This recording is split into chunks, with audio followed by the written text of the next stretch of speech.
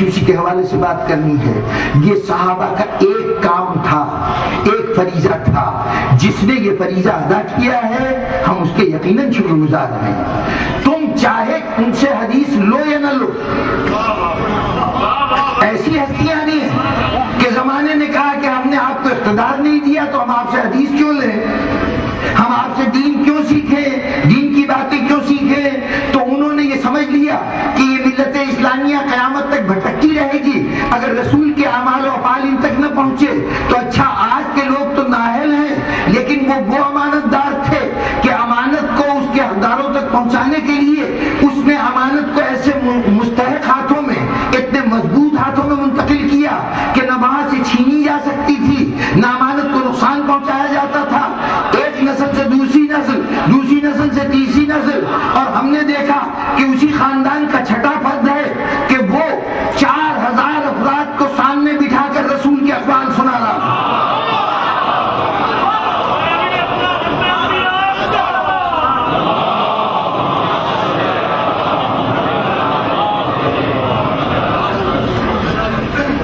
آج جتنا بڑا ذخیرہ موجود ہے احادیث رسول کا، اقوال رسول کا، کیا کہنے، ایسے امانت دار تھے، ایسے امانت دار تھے کہ صرف زبان سے قول رسول نہیں سنایا کہ رسول یہ کہتے تھے، بلکہ عمل سے کر کے دکھایا رسول یہ کرتے تھے۔ اتنا اعلیٰ درجے کا آڈیو ویژول ریکارڈ دنیا میں کہیں اور نہیں ملے گا جیسے آل محمد نے رسول کے کردار و حدیث کو اپنے کردار میں سمو کے پیش کیا۔ قول بھی پیش کر دیا، عمل بھی پیش کر دیا، اور کیا کہنے، کیسے کیسے انداز سے عمل پیش کیا۔ رسول کی پوری زندگی ہمارے لیے نمونہ عمل، لیکن مورخ کی نگاہ حضور کی ذات پہ کب پڑی؟ ظاہر جب ولادت ہوئی تو دنیا کی نگاہوں میں یہ تو اندازہ نہیں ہے کہ یہ آنے والی ذات خدا کا پیغمبر ہے، کل ہماری ہدایت و رہبری کا ذریعہ ہوگا۔ حضور کا لڑکپن گزرا، بچپنا گزرا، جوانی آئی، ہوتے ہوتے 40 سال کی عمر ہوئی تو اب پہلی مرتبہ تعارف ہوا کہ یہ جو کل ہمارے ساتھ چل پھر رہا تھا، کل جو ہماری محفلوں میں شریک تھا، یہ اللہ کا نبی ہے۔ 40 سال بعد یہ بات کھلی۔ اب جب 40 سال بعد کھلی تو اب لوگوں نے اپنے کیمروں کا فوکس ادھر کر لیا، نگاہیں ادھر پڑنے لگی، حضور کا ریکارڈ جمع کیا جانے لگا۔ لیکن 40 سال پہلے حضور کی زندگی کیسے گزری، اس کا کوئی ریکارڈ نہیں تھا، اگر تھا بھی تو ادھر ادھر کا سنا سنایا۔ اب لوگ کہیں گے کہ جناب انسان کی گمراہی کا زمانہ اس کی جوانی، انسان کا خیر کے راستے کو اختیار کرنے کا زمانہ اس کی جوانی۔ جوانی ہی وہ دور ہوتا ہے کہ جہاں انسان اپنی زندگی کے سارے فیصلے کرتا ہے، بڑھاپے میں تو صرف اپنے کیے ہوئے فیصلوں پر عمل کر رہا ہوتا ہے، ورنہ یہ فیصلوں کا مرحلہ جوانی ہوتا ہے۔ ہمیں کیا معلوم رسول کی جوانی کیسے گزری،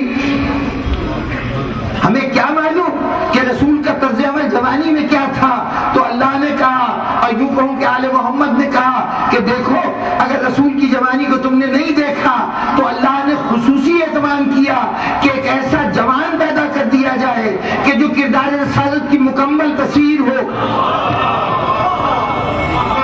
کیا کہنے، حسین نے عجیب جملہ کہا، عجیب جملہ کہا ہے۔ اگر یہ کہہ دیتے کہ شکل میں میرا علی اکبر رسول کے مشابہ ہے تو یہ بات بالکل سمجھ میں آ سکتی تھی اس شخص کے، اس لیے کہ دادا کا پوتا یا نانا کا نواسا اپنے نانا کی شکل رکھتا ہے تو کوئی حیرت کی بات نہیں۔ لیکن جو آپ نے جملہ فرمایا ہے، آپ نے کہا کہ خلق میں اور خلق میں، یعنی صورت میں اور اپنے کردار میں جتنا مشابہ رسول کا یہ بچہ ہے، یہ نوجوان ہے، کوئی اور اتنا مشابہ نہیں ہے۔ یہ حسین کب کہہ رہے ہیں؟ ذرا سوچئے، یہ جملہ جس وقت حسین کہہ رہے ہیں نا کربلا میں کہ رسول کا صورت و سیرت میں کوئی اتنا مشابہ نہیں جیسے یہ جوان ہے، ہم جب رسول کی زیارت کرنا چاہتے تھے اس کو دیکھ لیتے تھے۔ یہ جملہ حسین کب کہہ رہے ہیں؟ اس وقت کہہ رہے ہیں جب کربلا خود موجود ہیں، سید سجاد موجود ہیں، بچپنا صحیح لیکن امام باقر بھی موجود ہیں، 3 معصوم موجود ہیں۔ ان تینوں معصوموں کی موجودگی میں علی اکبر کو یہ سند مل رہی ہے کہ صورت و سیرت میں جتنا مشابہ یہ ہے کوئی اور نہیں۔ میں سمجھتا ہوں کہ علی اکبر کو اللہ نے خلق ہی اس لیے کیا تھا کہ دیکھو کل یہ نہ کہنا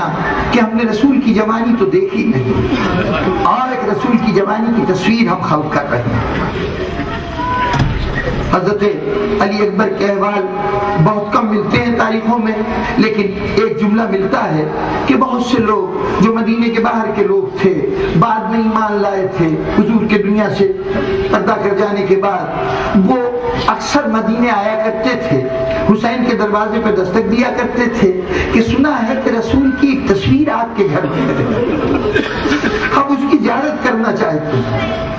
خلق خدا آ کے علی اکبر کی زیارت کر کے رسول کی زیارت، رسول کی شبیہ تھے حضرت علی اکبر۔ کیا کہنے، اس علی اکبر کی ولادت ہوئی تو جناب امیر کا، جناب امام حسین کا ایک منفرد طریقہ ہے، ہمیں کسی اور امام کے احوال میں یہ طریقہ نہیں ملتا کہ جب اللہ فرزند عطا کرتا تھا، امام زین العابدین علیہ السلام پیدا ہوئے تو آپ نے کیا کیا کہ امام زین العابدین علیہ السلام کو لیا، ایک سفید کپڑے میں لپیٹا اور اس کے بعد لے کے مسجد میں آ گئے، وہاں آ کے 2 رکعت نماز پڑھی، خدا کا شکرانہ ادا کیا، اس کے بعد امام زین العابدین علیہ السلام کو وہی مسجد میں محراب میں رکھ دیا۔ پروردگارہ تو نے یہ مجھے عطا کیا ہے نا، میں تیری بارگاہ میں اس کو نظر کرتا ہوں، نظر کرتا ہوں۔ یہ کہہ کے حسین چلے آئے، ان کو مسجد میں چھوڑ کے چلے آئے۔ علی بن ابی طالب کا زمانہ تھا، جناب امیر مسجد میں تشریف لے گئے اور جا کے اس بچے کو اٹھا کے لے آئے، یہ کہتے ہوئے پروردگارہ یہ تیری امانت ہے، جب تو طلب کرے گا تیری بارگاہ میں پیش کر دیا جائے گا۔ یہ کہہ کے لے آئے اور لے آ کے گھر میں خواتین کے حوالے کیا کہ دیکھو اس کو ذرا احتیاط سے اس کی پرورش کرنا، یہ خیال رہے کہ اس میں بنی ہاشم کی غیرت بھی ہے اور نوشیروان کے خاندان کا، شاہی خاندان سے ربط ہونے کی وجہ سے ان کی رگوں میں وہ شاہی مزاج بھی داخل ہے، دیکھو ان کے سامنے کوئی عورت سربرہنہ نہ آئے، کوئی کنیز سربرہنہ نہ آئے، دیکھو اس کو نرم گدے پہ سلانا، اس لیے کہ اس خون میں وہ شاہی آرام بھی شامل ہوگا۔ یہ سب جناب امیر نے خصوصی طور پر ہدایت کی تھی سید سجاد کی پرورش کے دوران۔ سید سجاد کے بعد کچھ عرصے کے بعد جناب امام حسین کو اللہ نے ایک اور فرزند عطا کیا، اس کا نام پھر چونکہ پہلے کا نام بھی علی رکھا تھا، یہ باپ سے عقیدت و محبت کا نتیجہ تھا کہ حسین نے اپنے ہر بیٹے کا نام علی رکھا، اپنی ہر بیٹی کا نام فاطمہ رکھا۔ یہ جو باقی نام آپ سنتے ہیں نا،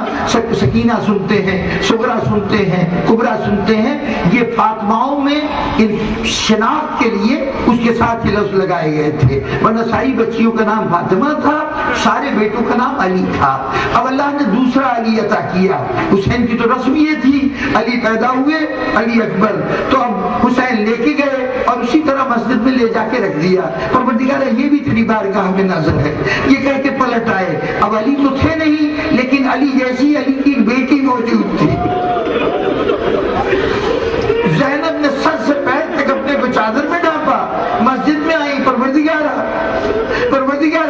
میں اسے لے کے جا رہی ہوں، یہ تیری طرف سے میرے پاس امانت ہے، اور یہ کہہ کے زینب لے کے آ گئی، گھر میں لائی اور آ کے اعلان کر دیا کہ اب یہ زینب میرا بیٹا ہے، زینب میرا بیٹا ہے۔ کہتی رہی کہ جناب علی اکبر کی پوری پرورش جناب زینب نے فرمائی ہے۔ جناب زینب ہر وقت اس بچے کو اپنے پاس رکھتی تھی، محبت سے اپنی گود میں بٹھاتی، اپنے ہاتھوں سے اس کو کھانا کھلاتی۔ کبھی کبھی حسین کہتے کہ بھئی تمہارا یہ جو بیٹا ہے نا، یہ کبھی مجھ سے کوئی فرمائش نہیں کرتا، کبھی اس نے آج تک مجھ سے کوئی سوال نہیں کیا۔ کہا کیوں سوال کرے، آخر میرے بیٹے کو کمی کیا ہے، میں نے آج تک اس کی کوئی خواہش ایسی چھوڑی نہیں جو پوری نہ کر دوں۔ بے انتہا محبت کا مظاہرہ، اتنی محبت کہ علی اکبر لیلا کے بیٹے نہیں کہلاتے تھے، ابن زینب کہلایا کرتے تھے، یہ زینب کا بیٹا ہے۔ پر بزرگان محترم محبتوں کے سائے میں علی اکبر پروان چڑھتا رہا۔ ایک دن وہ آیا کہ کہ مدینے سے روانگی ہوئی، پھر مکے سے یہ قافلہ عراق کی طرف چلا۔ اب زینب کی سواری شان سے چلتی تھی کہ ایک طرف گھوڑے پہ سوار حسین ہوتے تھے، ایک طرف گھوڑے پہ سوار علی اکبر ہوا کرتا تھا۔ اس کیفیت میں دھوپ کی شدت میں زینب بار بار پوچھتی، بیٹا علی اکبر پیاسے تو نہیں ہو؟ پانی کی خواہش تو نہیں ہے؟ کبھی زینب نے نہیں کہا او محمد تم پیاسے تو نہیں ہو؟ جب بھی پوچھا علی اکبر کے لیے پوچھا۔ بس سامعین گرامی، چلتا ہوا یہ قافلہ سرزمین کربلا پہ داخل ہوا۔ ہمارے عالم اظہر حسن زیدی یہاں پہ ایک جملہ کہا کرتے تھے، ظاہر ہے کہ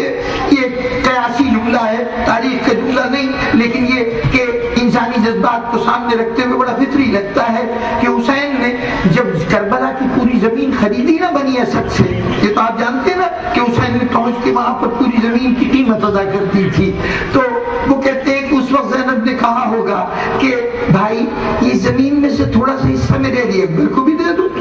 اس زمین میں اسے بھی شریک کر لو۔ اور حسین نے کہا کہ گھبراؤ نہیں، اس زمین پہ اس کا بھی حصہ ہے، اس کا بھی حصہ ہے۔ سامعین گرامی، ہوتے ہوتے وہ رات آئی کہ جس رات کو کربلا کے تمام لوگوں نے، جو کل شہید ہوئے وہ بھی اور جو شہید نہیں ہوئے وہ بھی، ان سب نے پوری رات جاگ کے گزاری ہے، وہ جاگ کے گزاری ہے۔ اس رات میں مختلف مرحلوں سے گزرنے کے بعد حسین نے ایک مرتبہ خیموں میں گشت کرنا شروع کیا، مختلف خیموں میں داخل ہوئے۔ تو ایک خیمے میں گئے جہاں زینب بانو محمد کو لیے بیٹھی تھی، ان سے کہہ رہی تھی بیٹا کل کے دن اگر تم نے کوئی کمزوری دکھائی نا تو میرے لیے دنیا میں منہ دکھانے کے میں قابل نہیں رہوں گی۔ ارے دیکھو ان بچوں نے کہا کہ والدہ گرامی آپ ہمیں ایک دفعہ موقع تو دیں، دیکھیے ہم جعفر طیار کے پوتے ہیں، علی کے نواسے ہیں، ہم جرأت کا جیسا مظاہرہ کریں کہ دنیا یاد رکھے گی۔ زینب نے کہا نہیں بیٹے نہیں، یہ بات مجھے قبول نہیں کہ تم زبان سے کہو تم جعفر طیار کے پوتے ہو، علی کے نواسے ہو۔ ارے میں تو تب مانوں کہ دنیا خود مان جائے کہ جعفر طیار کے پوتے ایسے، دنیا کہے گی حسین کا بیٹا تو کمزوری نہ دکھاتا، یہ سب لیلا کے دودھ کا اثر ہے۔ بیٹا میری عزت تیرے حوالے، تیری عزت تیرے حوالے۔ سامعین محترم، روز عاشور طلوع ہوا، حسین نے اس دن ہر چند کے آپ کے پاس مؤذن تھے جو ہر مرحلے پر حسین کے قافلے میں اذان دینے کا فریضہ سر انجام دیتے تھے، لیکن آج اتفاق سے وہی مؤذن تھے جو 40 ہجری میں شہر کوفہ کے مؤذن تھے،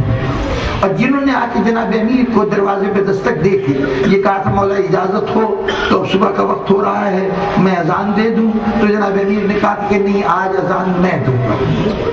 ایک اذان اس علی نے اس دن دی تھی خاص طور پہ، آج ایک اذان اس علی اکبر نے دی۔ تاریخوں میں یہ جملہ ہے کہ جب علی نے اذان دی تھی نا، کوفے والے علی نے جب اذان دی تھی تو اس دن علی کی آواز، کوئی گھر ایسا نہیں بچا تھا، کوئی کان ایسا نہیں بچا تھا جس تک علی کی آواز کوفے میں نہ پہنچی ہو، ہر جگہ علی کی آواز پہنچی، اذان کی آواز۔ لیکن کربلا کے لیے اکبر نے جب اذان دی ہے نا تو صرف کربلا تک محدود نہیں رہی، ایسا لگتا ہے کہ اس اذان کی آواز کو ہوائیں اپنے دوست پہ چڑھا کے بڑا طویل راستہ طے کر گئی، اس لیے کہ مدینے میں ایک بچی نے اٹھ کے کہا تھا نانی مجھے علی اکبر کی آواز سنائی دے رہی ہے، علی اکبر کے اذان کی آواز سنائی دے رہی ہے۔ اذان علی اکبر سے صبح کا آغاز ہوا۔ سامعین گرامی، حسین کے ساتھی شہید ہوتے رہے، حسین کے اعزا شہید ہوتے رہے، اور ایک مرحلہ وہ آیا کہ علی اکبر بابا کے سامنے آیا، بابا اب تو علی اکبر کو اجازت ہے نا میدان میں جانے کی۔ اس سے پہلے بھی حسین کئی مرتبہ یہ کہہ چکے تھے بیٹے پہل کرو، اور علی اکبر گھوڑے پہ سوار ہونے کی کوشش کرتے تھے، حسین کے سارے انصار آ کے نپٹ جاتے تھے، مولا علی اکبر کو کچھ ہو گیا اور ہم زندہ رہے تو قیامت کے دن ہم رسول کو منہ نہیں دکھا سکیں گے، مولا ہماری وفا قیامت تک کے لیے بدنام ہو جائے گی، مولا ہماری عزت کو قائم رہنے دیجیے، ہماری موجودگی میں علی اکبر کو نقصان نہ پہنچے۔